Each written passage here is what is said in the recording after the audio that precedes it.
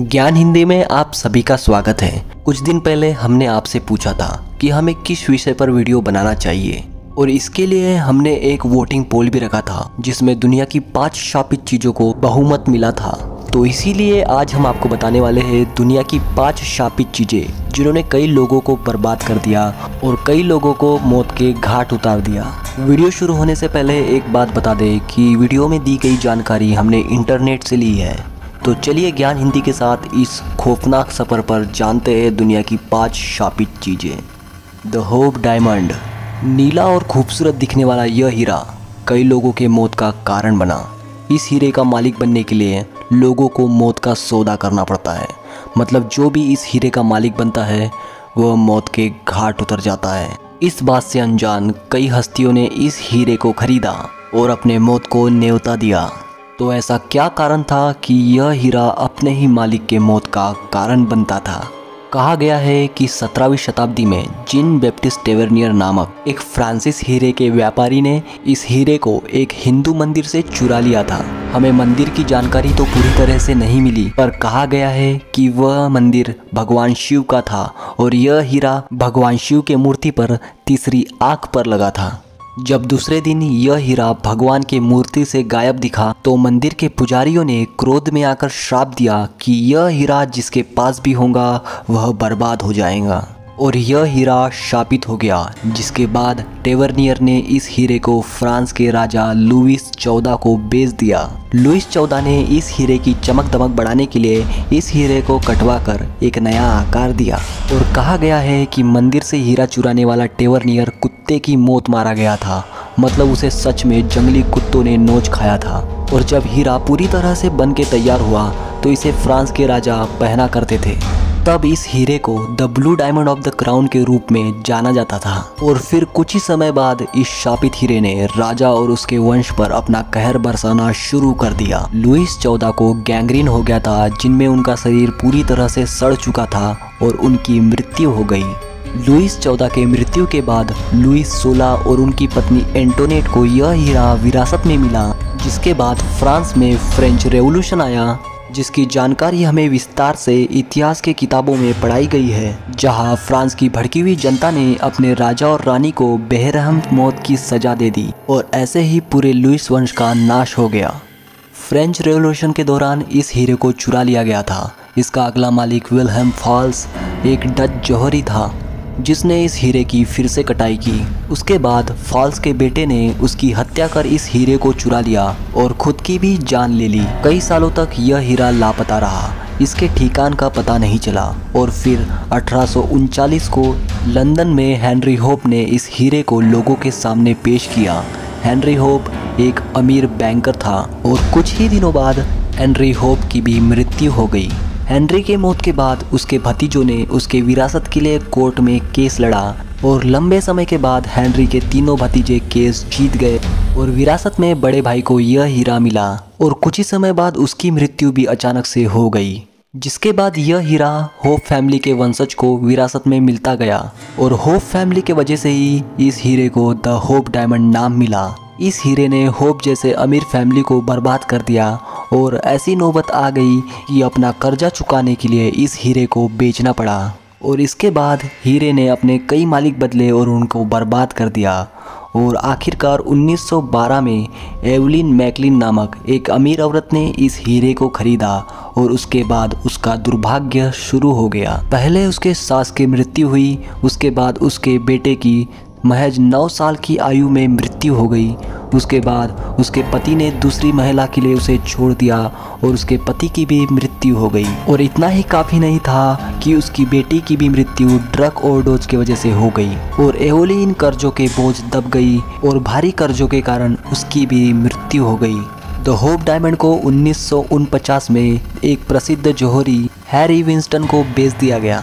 कुछ समय बाद हैरी ने इस हीरे को जनता के लिए नेशनल म्यूजियम में दान कर दिया। हैरी के इस सच्चे मन के लिए हीरे ने तो उसे कुछ नहीं किया, मगर जिस डाकिया ने इस हीरे को म्यूजियम तक पहुंचाया था, जिसका नाम जेम्स टोर था, उसकी हीरा पहुंचाने के बाद एक ट्रक से दुर्घटना हो गई जिसमें उसकी जान तो बच गई लेकिन कुछ समय बाद उसकी परिवार की जान नहीं बच पाई और उसके बाद भी इस हीरे का शाप उससे नहीं हटा, क्योंकि कुछ समय बाद जेम्स के घर में आग लग गई, जिसमें जेम्स की जान तो बच गई लेकिन उसका घर राख हो गया। और आज भी द होप डायमंड अमेरिका के वॉशिंगटन शहर में the national museum of natural history में मौजूद है। The crying boy painting. England में आधी रात को दक्षिण यॉर्कशायर में एक घर में आग लग गई। रूम जलकर काले हो गए थे, फर्नीचर और पर्दे जलकर राख हो गए थे। घर मालिक ने आग में सब कुछ खो दिया था, एक चीज को छोड़कर, एक रोते हुए बच्चे की पेंटिंग। उस पेंटिंग को एक खरोच तक नहीं आई थी और ना ही वो धुएं से काली हुई थी। यह पहली बार नहीं था जब किसी जले हुए घर पर रोते हुए बच्चे की तस्वीर मिली हो। फायर स्टेशन अधिकारियों के अनुसार हाल ही में शहर में कई घरों में आग लगी और इन जले हुए घरों में एक बात कॉमन थी, वह थी एक रोते हुए बच्चे की तस्वीर। दरअसल एक प्रसिद्ध चित्रकार ने रोते हुए बच्चे की एक पेंटिंग को प्रकाशित किया था, जिसके बाद वह पेंटिंग शहर में बहुत प्रसिद्ध हुई। जिसके बाद ऐसी कई पेंटिंग्स बनाई गई और लोगों ने इन्हें खरीदकर अपने घरों में लगाया। इस पेंटिंग के शापित होने की खबर पूरे शहर में फैल चुकी थी, अखबारों में भी इसका जिक्र किया गया था। जिसके बाद अगले हैलोवीन फेस्टिवल में इन सारी तस्वीरों को एक साथ जलाया गया। लेटा द जिप्सी डॉल। कैरी वॉल्टन नामक लड़का जब अपने दादी के मृत्यु पर काफ़ी समय के बाद अपने गांव को वापस लौटा, तब उसने गांव में एक खंडर जैसे पुराने घर को देखा, जिसमें उसे जाने की इच्छा हुई, लेकिन गांव वालों के अनुसार वह घर भूतिया था। फिर भी कैरी वॉल्टन ने उस भूतिया घर के अंदर प्रवेश किया, जिसमें उसे कुछ नहीं मिला सिवाय एक गुड़िया के। जिसके बाद कैरी उस गुड़िया को अपने साथ अपने घर लेके आया और आज भी यह गुड़िया कैरी के पास मौजूद है। कैरी के अनुसार यह गुड़िया रात को अपनी जगह बदलती है और मानो यह चल रही हो, बात कर रही हो। इसके बावजूद इस गुड़िया ने कैरी के साथ कोई नुकसान नहीं किया है, इसलिए कैरी इसे अपने साथ ही रखता है।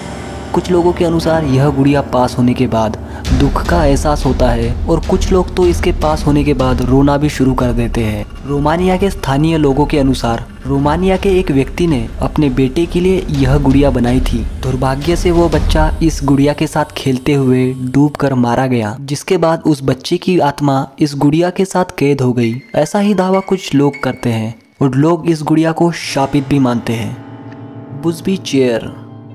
लकड़ी से बनी यह साधारण सी दिखने वाली कुर्सी, जिसे बुस्बी स्टूप चेयर या डेडमैन्स चेयर भी कहा जाता है, जो भी इस शापित चेयर पर बैठता है उसकी मौत तय है। कहा जाता है एक जमाने में थॉमस बुस्बी नामक एक व्यक्ति रहा करता था, जिसे अपने चेयर से बहुत लगाव था। जब भी वो पब में जाता तो अपने मनपसंदीदा कुर्सी पर ही बैठता, और अगर कोई उसे उसके पसंदीदा चेयर पर बैठता हुआ दिखाई देता तो थॉमस उस व्यक्ति को जबरन उस चेयर से उठा देता था। कुछ लोगों के अनुसार थॉमस और उसके ससुर के रिश्ते खासे अच्छे नहीं थे, दोनों में बिल्कुल नहीं बनती थी। ऐसे में थॉमस के ससुर ने उस चेयर पर बैठने की जुर्रत की और उठने से इनकार कर दिया। थॉमस ने गुस्से में आकर अपने ससुर की हत्या कर दी, जिसके बाद उसे फांसी की सज़ा सुनाई गई। मरने से पहले थॉमस ने अपने कुर्सी को शाप देते हुए कहा कि जो भी इस मेरी प्यारी कुर्सी पर बैठेगा वह मारा जाएगा। उसके बाद इस शापित चेयर का पहला शिकार बनी चिमनी स्वीप नामक एक महिला, जिसने इस चेयर पर बैठने की जुर्रत की और अगले ही सुबह उसका शव फांसी के फंदे के साथ लटका हुआ मिला। यह तो बस एक शुरुआत थी, अभी तो और मौतें होना बाकी थी।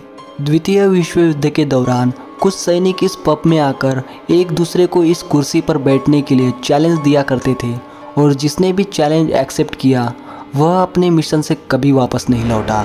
जब पब के मालिक ने यह बात सुनी कि दो एयरमैन ने इस कुर्सी पर बैठने की हिम्मत की, तो हवाई अड्डे में लौटते हुए उनकी कार सड़क से उतर गई और पेड़ से टकरा गई और अस्पताल ले जाते समय उन दो एयरमैन्स की मौत हो गई। यह खबर सुनते ही पब के मालिक ने इस कुर्सी को बेसमेंट में रखवा दिया। फिर भी एक डिलीवरी मैन बेसमेंट में रखी इस चेयर पर जाकर बैठ गया, जिसकी वजह से उसकी एक दुर्घटना पे मौत हो गई। एक सफाई कर रही महिला अचानक से इस चेयर पर जा गिरी, उसके बाद उसे ब्रेन ट्यूमर होने का पता चला। ऐसे कई हादसे इस चेयर के साथ हुए। इस चेयर ने लगभग 60 से भी ज़्यादा लोगों की जानें ली। यह चेयर लोगों में बहुत प्रसिद्ध हो गई थी और उस पब में यह लोगों के लिए एक आकर्षण का स्थान भी बन गया था। लेकिन पब के मालिक ने अपना स्वार्थ न देखते हुए लोगों की जान की फिक्र की और इस चेयर को एक संग्रहालय को दान दे दिया, जहां आज भी इस कुर्सी को कुछ फीट की ऊंचाई पर रखा गया है ताकि कोई भी इंसान यहां बैठने की जरूरत ना करे। The hand resist him painting 1972 में चित्रकार बिल स्टोनहेम द्वारा चित्रित इस पेंटिंग को शापित माना जाता है। यह पेंटिंग 2000 के फरवरी में ईबे पर दिखाई दी थी, जहां पेंटिंग के विक्रेता ने यह दावा किया था कि पेंटिंग में दर्शाए गए बच्चे रात को जीवित हो जाते हैं। पेंटिंग विक्रेता के मुताबिक इस पेंटिंग के बारे में सबसे पहले उसके बेटियों ने उसे बताया कि रात को इस पेंटिंग में दिखाए गए बच्चे लड़ते हुए नजर आते हैं। पहले तो उसने इस बात को नज़रअंदाज कर दिया, लेकिन जब उसको इस बात का थोड़ा सा एहसास होने लगा तो उसने पेंटिंग पर नज़र रखना शुरू कर दिया और उसे भी इस पेंटिंग में दिखाए गए बच्चे रेंगते हुए नजर आए। अन्य लोगों ने भी ये दावा किया कि इस पेंटिंग को देखने के बाद भय की भावना निर्माण होती है जो आपको बीमार भी कर सकती है। कलाकार बिल स्टोनहेम का कहना था कि उन्हें भी नहीं पता कि इस पेंटिंग को शापित क्यों माना जाता है, लेकिन इसके संपर्क में आने के बाद आर्ट गैलरी के मालिक और क्रिटिक्स दोनों की मृत्यु हो गई थी। कुछ लोगों के अनुसार यह पेंटिंग दो दुनिया को दर्शाती है, जिसमें शैतान की दुनिया से दिखाई दे रहे हाथ नजर आते हैं, लेकिन इस पेंटिंग के पीछे का काला सच किसी को भी नहीं पता। अगर इस वीडियो को 100 लाइक्स हो जाते हैं तो हम इसका पार्ट 2 भी लाएंगे। तो दोस्तों, वीडियो अच्छा लगे तो लाइक और सब्सक्राइब जरूर करें ताकि जब भी हम आपके लिए अगला वीडियो बनाएं तो हमें मोटिवेशन मिलती रहे। धन्यवाद।